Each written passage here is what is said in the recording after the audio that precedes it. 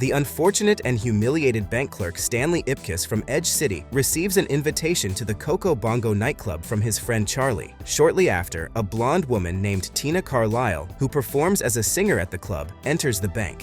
She approaches Stanley to open a bank account and he assists her. Stanley is very attracted to her and, as a result, quite nervous. Unbeknownst to Stanley, Tina has a camera hidden in her bag. She was sent to the bank by her boyfriend, the gangster Dorian Tyrell, to prepare for a bank heist using the captured footage. Tyrell, an employee at Coco Bongo, plans to overthrow his boss, Nico, with the help of some others. After work, Ipkiss goes to pick up his car from the repair shop. Since the mechanics haven't finished working on it yet, they lend him a junk car as a replacement. He drives to the club, but the bouncer at Coco Bongo doesn't let him in.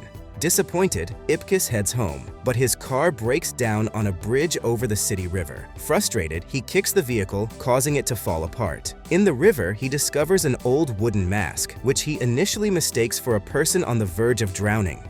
When he puts on the mask at home, he transforms into a cartoonish figure with a green head, unaffected by the laws of physics. In this form, he can freely indulge in his desires and fantasies. After a cartoon-like scene where he tries to silence his alarm clock with a wooden mallet and punches holes in the floor in the hallway, he confronts his landlady, Mrs. Peenman, who mistakes him for a burglar and shoots at him. He then uses a bicycle horn to shatter the windows of a passing car. He also takes on a gang that had tried to harass him on the streets, as well as the two mechanics from the repair shop. The next morning, Ipkiss initially believes he had only dreamt the events of the previous night. Shortly after, Lieutenant Kellaway knocks on Ipkiss's door and questions him about the incident in the house. Ipkiss claims to know nothing. He then throws the mask out of the window, but it returns to his apartment like a boomerang. Later, the mechanics are found badly beaten, sparking the interest of reporter Peggy Brandt, who wants to interview Stanley at his workplace, as he was a customer at the repair shop and making advances towards him in the process.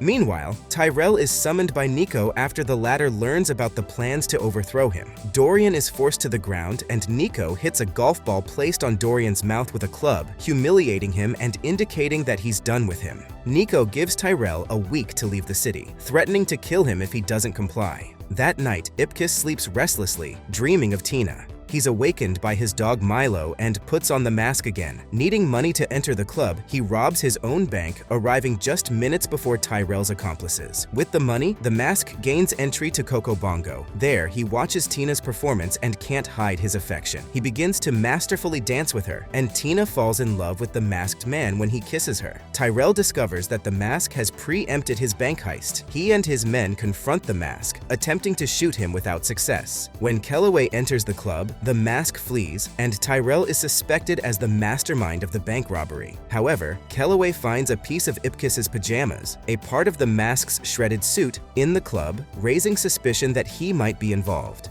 The next morning, Kellaway visits Ipkiss's apartment again. He knocks aggressively and persistently, leading Ipkiss, confused, to initially open the wardrobe where he has hidden the stolen money, barely managing to conceal it again. Kellaway confronts him with the scrap of his pajamas and asks what he knows about the person with the mask. Ipkiss claims the pajamas were stolen. Kellaway decides to observe him closely. Meanwhile, Tyrell convenes a meeting with his henchmen, promising a bounty of $50,000 to whoever locates the mask. After his workday ends, Ipkiss visits the mask expert, Dr. Newman, whom he had seen on television 2 days earlier. Newman suspects the mask represents the nocturnal Norse god of mischief, Loki, banished from Valhalla due to his unpopularity. When Ipkiss tells him about the consequences of wearing the mask, Newman dismisses him, thinking it's a joke. Ipkiss attempts to demonstrate, but it fails since the mask seems to be inactive during the daytime. Meanwhile, Kellaway receives information that the fingerprints on the money left behind by the mask during the bank robbery match those of Ipkiss.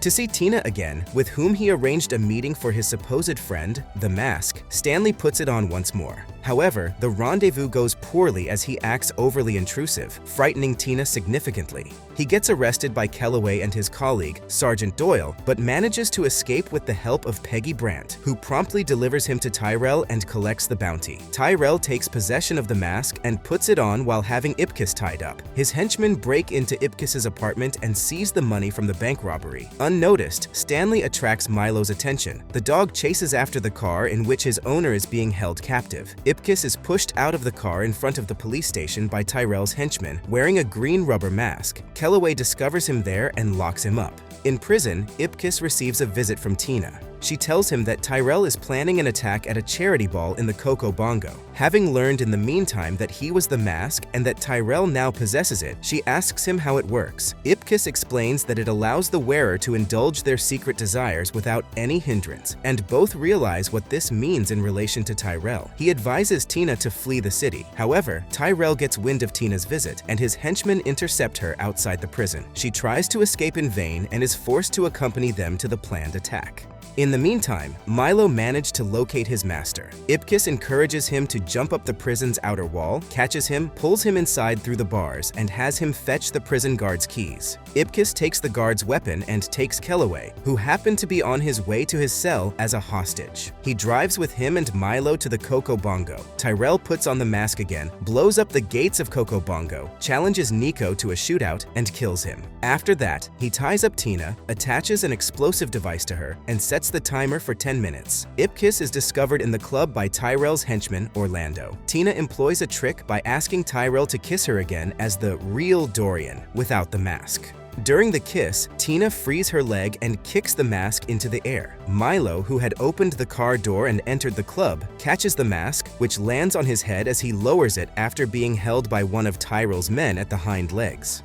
Meanwhile, Ipkiss and Tyrell engage in a fight, during which Ipkiss ultimately hurls Tyrell into a slot machine with a precise punch, causing him to lose consciousness for a few minutes. Later, Ipkiss puts on the mask one last time, which he takes from Milo. Using his superpowers, he swallows the bomb just in time and flushes Tyrell down a conjured giant drain. Afterward, he removes the mask. When Kellaway attempts to arrest him again, he is stopped by the mayor, who tells him that he witnessed Tyrell wearing the mask and that Ipkiss saved their lives. In the end, Stanley, Tina, Charlie, and Milo stand on a bridge overlooking the river. Stanley hesitates to throw the mask into the water. Tina takes it from his hand and tosses it over her shoulder into the depths. He doesn't need it anymore to impress Tina.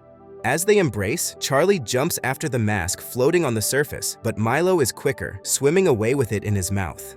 This was the recap of the 1994 cult film The Mask, starring Jim Carrey and Cameron Diaz. I hope you had fun, and I look forward to seeing you again in the next video. If you enjoyed this recap, subscribe to not miss any more cult recaps. Until next time.